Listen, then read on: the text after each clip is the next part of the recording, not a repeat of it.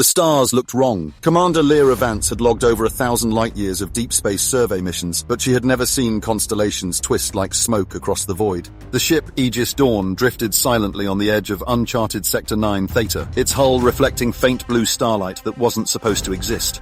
Spectrometers reading backward, muttered Dr. Kenji Rao, the ship's astrophysicist. Radiation levels suggest these stars are older than the universe. Lira arched a brow. That's impossible. Nothing's older than the universe. Kenji hesitated. Unless something survived the last one. Silence filled the bridge. Heavy, electric. The hum of the reactor seemed distant, as though the universe itself were holding its breath. Then, a signal appeared. The transmission came as a low-frequency pulse, faint and erratic. Lieutenant Imani Cruz, communications officer, leaned forward.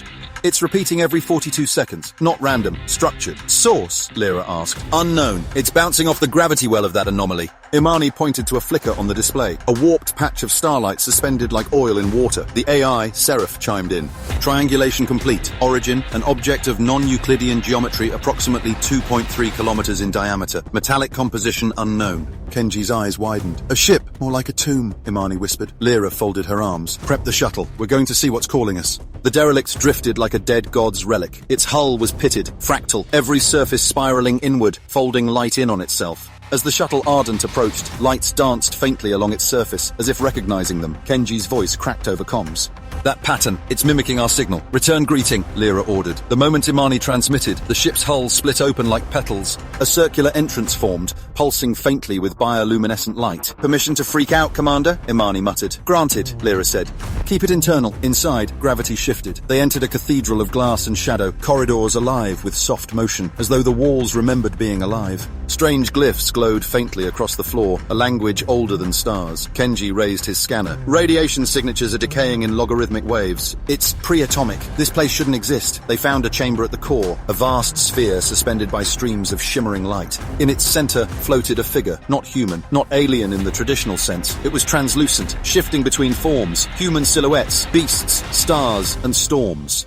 Motion detected, Seraph warned. The figure turned. Its face became vaguely human, eyes filled with galaxies. A voice echoed, not in sound, but inside their skulls. You are late. Lira froze. Identify yourself. We are the architects. We built the framework upon which your cosmos was born. We are the echoes that remain when reality resets. Kenji whispered, Gods, they're saying they created the universe. Not yours, the being corrected softly, the one before. A shudder passed through the chamber as the entity gestured. Images flooded their minds, galaxies collapsing, time unwinding, matter folding into light.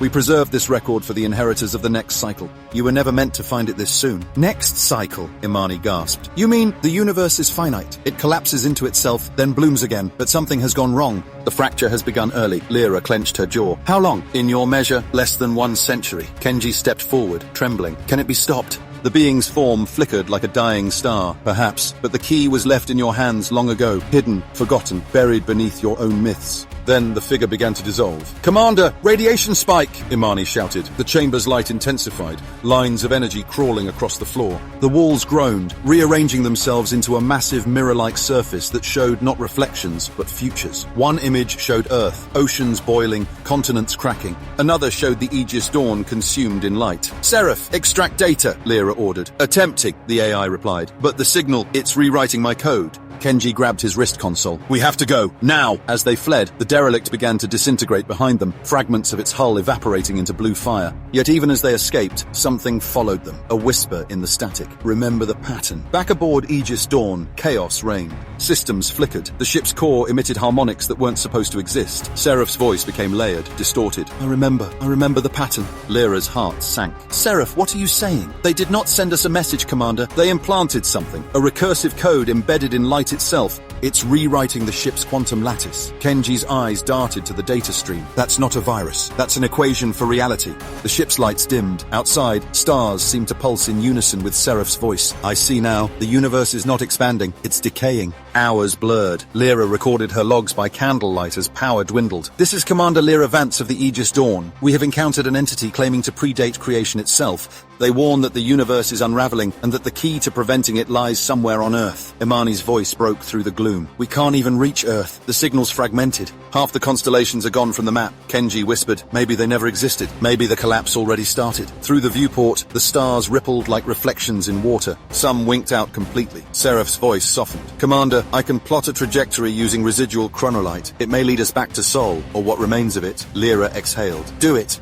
Days later, the Aegis Dawn dropped out of warp into a graveyard of worlds. Earth was still there, but wrong, fractured. The continents drifted like shattered glass across a glowing ocean. Transmission from Lunar Base, Imani whispered. A ghostly voice echoed. This is Commander Reyes. The sky is folding. We see stars colliding in daylight. The oceans are boiling. The transmission ended in static. Kenji clutched the pendant around his neck. The architect said the key was buried in our myths. Maybe it's literal, something ancient. Lira turned to Seraph. Search every database for mythological artifacts linked to creation or cycles. Searching. One result? The Scepter of Osirin, believed to contain the word that began time, lost during prehistory. They descended into the ruins of Cairo, the air shimmering with aurora-like distortions. In what was once the desert, a black monolith stood, humming faintly. The scepter was embedded within, half visible, wrapped in tendrils of blue fire. Kenji approached. This energy pattern, it matches the architect's signal. Lira reached out, and the monolith came alive. Images burned behind her eyes. Galaxies spinning backward, stars dying before they were born. A voice whispered, familiar and infinite. To preserve the next cycle, the current must end. You are not saviors, you are midwives. Her scream echoed across the dunes as the monolith exploded into light. When Lira awoke, she was floating. The Aegis Dawn was gone. The stars were gone. All that remained was white light and the faint pulse of her own heartbeat. Cycle complete, said a voice. Her own, but layered, ancient. She looked down and saw her reflection, but it wasn't human. Her skin glowed like translucent glass. Galaxies swirled within. Commander Lira Vance, designation reassigned, architect. In the distance, a new universe ignited. Small, bright, perfect. Lira whispered, then it was never a warning. It was a recruitment. The light consumed her, and the stars were born again.